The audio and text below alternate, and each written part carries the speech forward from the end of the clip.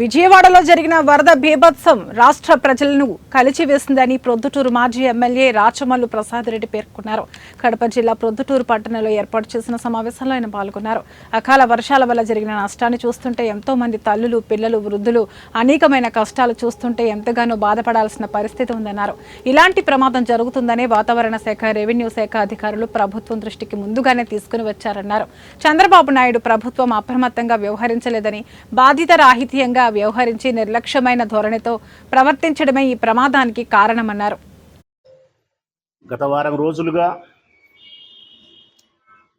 విజయవాడ పట్టణానికి జరిగిన తీవ్రమైనటువంటి నష్టం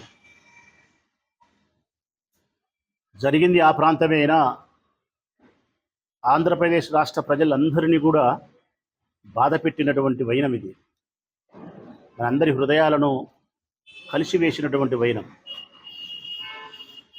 మన తెలుగు భాష మాట్లాడే మన రాష్ట్రానికి సంబంధించిన మన తోటి ప్రజలు తీవ్రమైనటువంటి కష్టాలు పడతా ఉంటే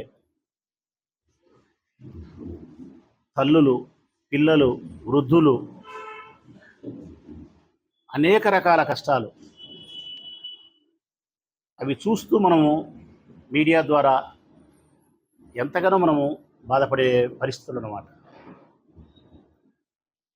ఒక్కసారి వాటి గురించి ఈ పరిస్థితి కారణం ఏంది, ప్రభుత్వం యొక్క వైఫల్యాలు ఏమిటి, స్పందించాల్సినటువంటి తీరులో స్పందించిందా లేదా అనే విషయాలను మీతో పంచుకోవాల్సిన బాధ్యత ఉంది. ఒక మాజీ ఎమ్మెల్యేగా